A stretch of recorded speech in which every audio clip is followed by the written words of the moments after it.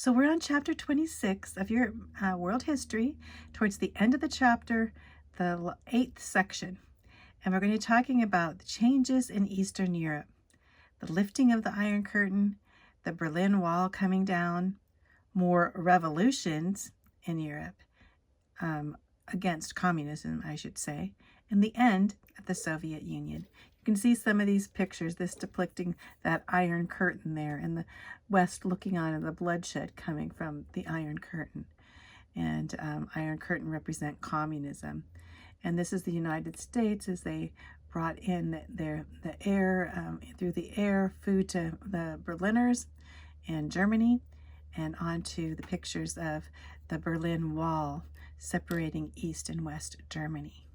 So let's begin. So what is the Iron Curtain? Well, the Iron Curtain was penned by Winston Churchill in World War II, representing those countries that would come under the communist influence and how they would be separated and kept away from the Western freedom. And we do see these in many of these countries. And so by 1989, remember the year 1989, such an important year as the end, they call it the end of the Cold War. That year represented the year of freedom. So by 1989, the communists had begun to lose control of Eastern Europe. Realizing their freedom movements would not be crushed by the Soviet troops, the oppressed people rose up against communism and demanded their freedom.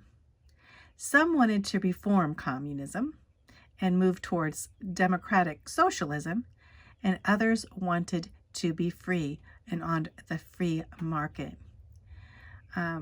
Also, persecuted ethnic and religious groups, including Christians, wanted freedom to worship openly, express their beliefs. And all of these were united in the desire to be free from the Soviet oppression.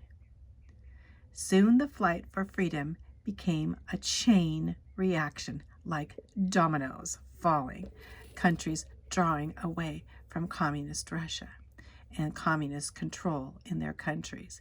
You can see all these satellite countries here as we look, and we'll see more, all of these countries wanting to be free of Russian control. Not Russian control, the Soviet Union. When I think of Russia, I think of the landmass and the people, but they were controlled by the Soviet Socialist Republic, Soviet Union. And here we have a picture of a statue of Lenin being taken down and sat upon in Russia. And of course, this representing the freedom in these communist controlled countries.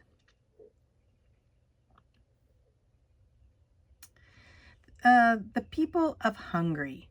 So the people of Hungary closely monitored what events took place, as we went over in the last video, in Poland. In Poland, they had the Solidarity movement, and they stood against communist aggression and in their government, the communist government in Poland.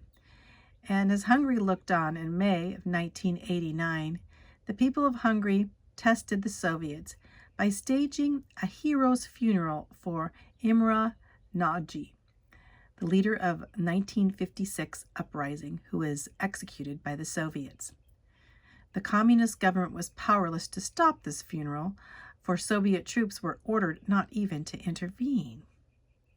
So they had this funeral for a hero that stood up against communism back when, that and basically putting together this patriot group in Hungary, and just testing to see if the Soviets were going to come and put down this funeral, which they didn't.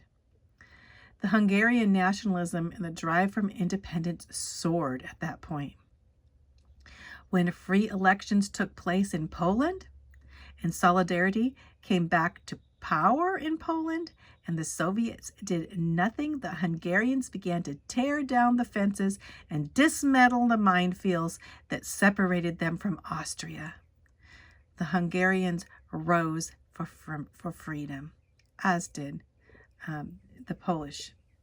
So now we have Poland and Hungary standing for independence and to get away from the control of communism. Then in East Germany, we're talking again this year, 1989, magic year, if I could say it. Well, a year of freedom. I wouldn't say magic. It's a year that I felt the Lord was actually intervening in the lives of many people coming out of communism. September 1989.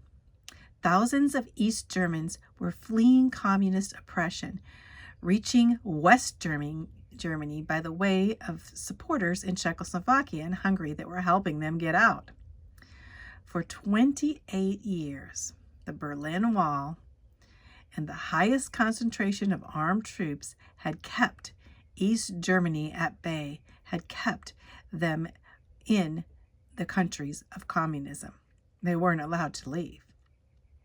Gorbachev, who was the leader of Soviet Russia, had funneled food and goods into East Germany at the expense of Russia in order to keep a lid on the most productive workforce there. He feared the exodus of refugees would ruin the economy of communist Europe. The Soviet leader made a hasty visit there, which provoked mass demonstrations. Hundreds of thousands of East Germans gathered to demand an end to the repressive communist regime. So what was happening in East Germany? They too are arising for independence from communist rule. And we see here Gorbachev, in this picture, Gorbachev meeting with these Germans here to put a lid, to stop this, to stop what's going on, knowing that East Germany actually had a huge industry for the communist country of Soviet Union. And the Soviet had actually used much of this industry from East Germany, wanting to keep the East Germans there and not to allow them to leave. And they were secretly now secretly trying to get out of East Germany, as they always had, but now in a more flamboyant method, considering what they saw going on in Poland and Hungary. So East Germany. At Czechoslovakia now. Czechoslovakia was encouraged by the events of East Germany. 500,000 Czechs took to the street of Prague in late 1989. They demonstrated for free elections and the end of communist rule in Czechoslovakia. Gorbachev's lack of success in East Germany and the Soviet failure to follow through with an invasion ushered in the collapse of the Soviet government in Czechoslovakia. As they rose up, Gorbachev did not send troops in. So in 1993, Czechoslovakia split into two independent countries, the Czech Republic and the Slovakia. So Czech Republic, Slovakia, two independent countries from the Soviet Union now. They too, along with Poland and Hungary, have arose against their communist dictatorships onto free countries. So here we have again the picture of Czechoslovakia becoming free. Now this part really tears me up, and I get choked up every time I read about it, or every time I even think about it. The Berlin Wall coming down. The Berlin Wall was the very symbol of communist enslavement of Eastern Europe, and it came tumbling down. The Berlin Wall was opened wide on November 9th, 1989. Again, another date in 1989. Millions of Berliners took to the streets to celebrate. Hundreds of thousands of people crossed between East and West Berlin to visit relatives long isolated from each other. Young Germans beat down sections of the wall with sledgehammers. On October 3rd, 1990, East and West Germany were officially reunited. Can you imagine putting yourself there after 28 years, being reunited to families as families were divided and friends were divided and countries, comrades were divided. And now on this date, that wall would come down and they were free to leave. They were free to reunite with Germany being one Germany instead of two Germanys. Communism would fall, and this was the representative of communism. And I could hear President Reagan saying, "Gorbachev, tear down that wall," which they did. The Iron Curtain represented, the Berlin Wall represented that Iron Curtain would truly come down for freedom. East and West Germany, an awe of excitement and patriotism was begun in Germany. But decades of communism had so destroyed the economy of East Germany, many were in poverty in East Germany, that the prosperous West Germany would be burdened for many years by the effort to restore industry and raise living standards in East Germany. Now, as the West Germanys would be the puzzle piece put together, brought back to encourage and to help their comrades in East Germany. More revolutions happened with other countries. Right here at the bottom, if you read here, it says, many European struggles were dubbed Velvet Revolution because of the lack of violence and communist resistance. So many of the countries, including Hungary, and even on the second uprising in Poland, and those where Russia did not send in troops and there wasn't violence, they were considered velvet, velvet being soft, right? These velvet revolutions that went on easily. But Romania was not one of these. In Romania, they had a drastic revolution. In December of 1989, again, communism was overthrown in Romania. They had this cruel dictator here, his name Nicolae Ceausescu. So here he is, Nicolae Ceausescu, and his wife, who ruled the country with strict communist rule. The people of Romania had been the objects of mass genocide. Many had been killed, and especially many Christians persecuted, and peoples persecuted in dramatic ways and tortured even. And so now, because of this, they would have this revolution, and the revolution would not be considered a velvet revolution, as they overtook this communist leader and executed him. The peaceful transfer of power was impossible to achieve there, and there was a revolution in Romania. Now, we're focusing away from the Soviet Union. At the same time, in 1989, this date, another date in 1989, 1989 was quite a year. And in Tiananmen Square, China, the winds of reform blew into China, hearing of what was going on in the Soviet Union in the spring of 1989. So 1 million university students and workers gathered in Tiananmen Square in Beijing, the capital. They erected a large replica of the Statue of Liberty to express their desire for freedom, freedom from communism. The whole world watched and waited to see how communist China, the communist Chinese government, would respond. Well, how did they? Well, the communists sent soldiers in to crush these demonstrations in Tiananmen Square. And thousands of people were killed or imprisoned, a lot of them college students. Now, the world was reminded of the real face of communism, how bloody it is once again, as they looked into Red China and its bondage that it placed on the people's freedom.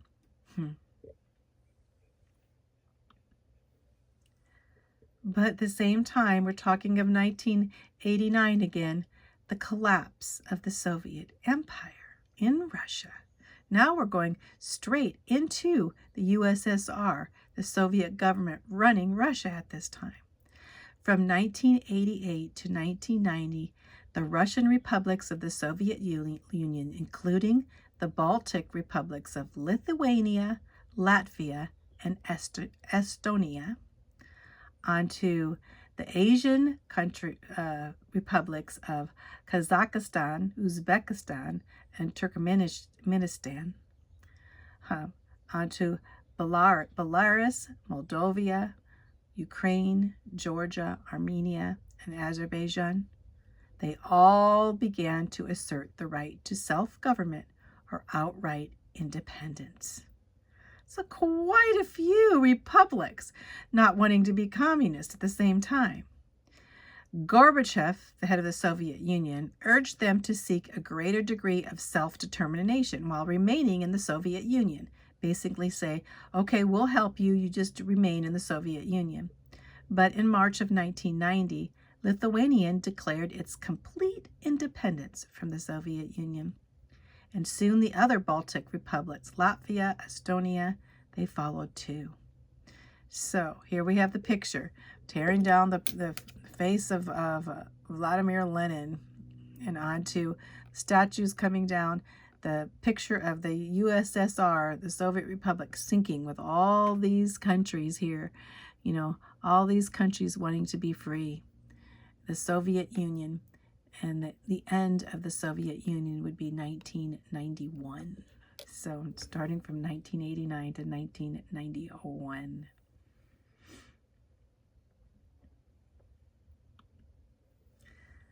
A coup d'etat, that's what I call it.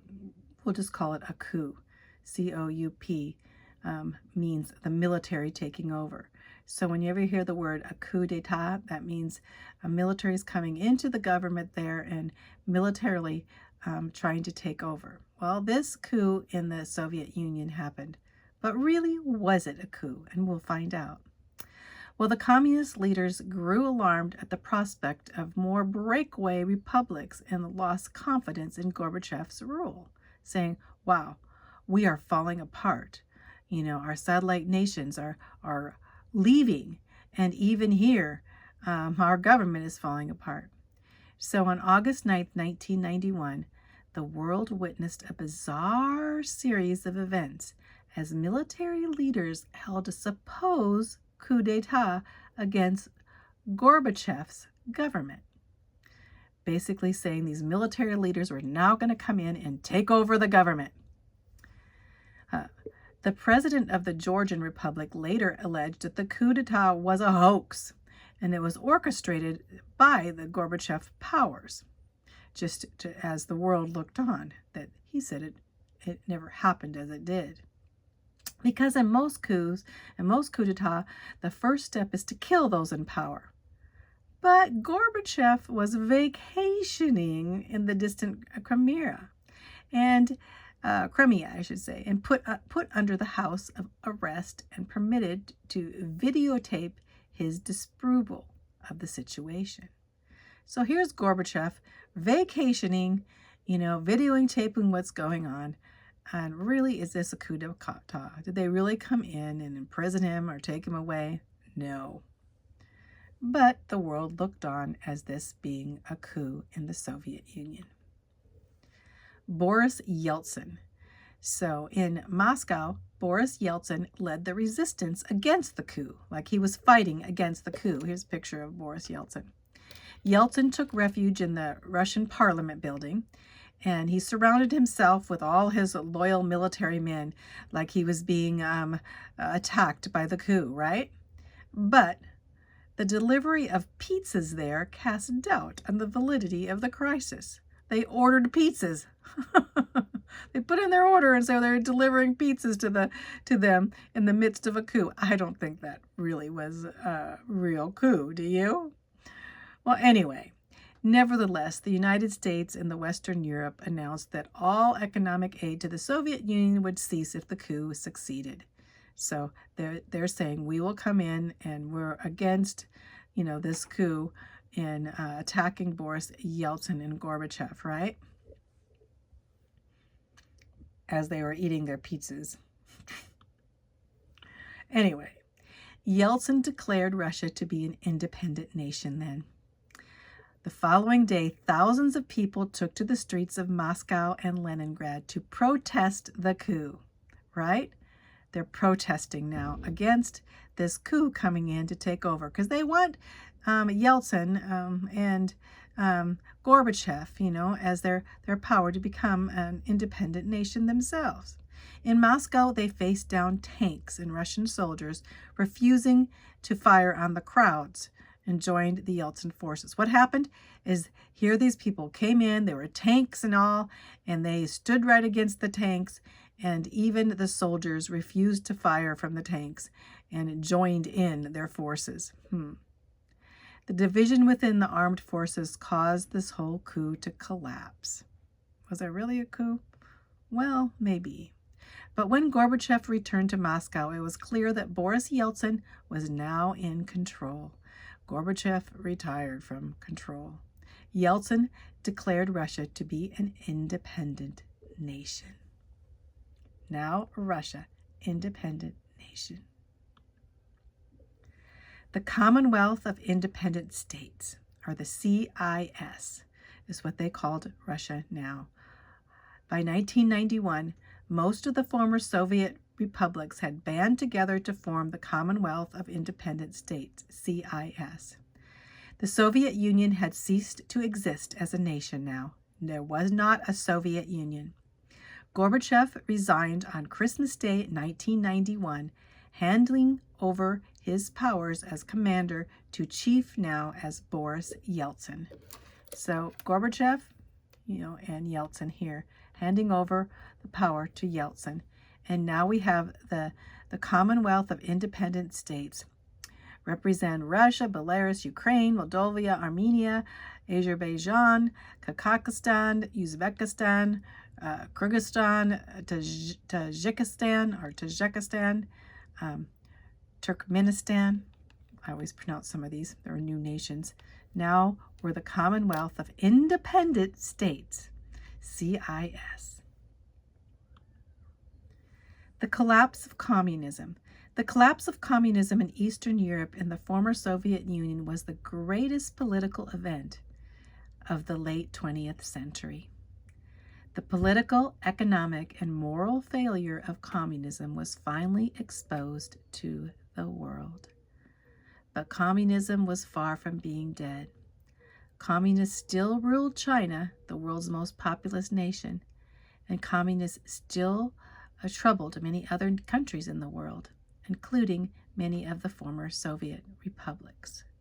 So, the collapse of communism, but yet we have ongoing threatened communism, even in America today. But what amazing time to live in 1989. From that point, when Soviet Union fell, and from till 1989 to 1991, that collapse. And from that point, we were allowed to go in there as missionaries and to give the gospel in the once communist total country of the Iron Curtain, now open to Jesus. Wow, that is spectacular. I myself went into Russia 17 times, 17 years, and bringing the gospel to the Russian people who so needed the hope of Jesus Christ. So the collapse of Russia, a major event, the end of the 20th century.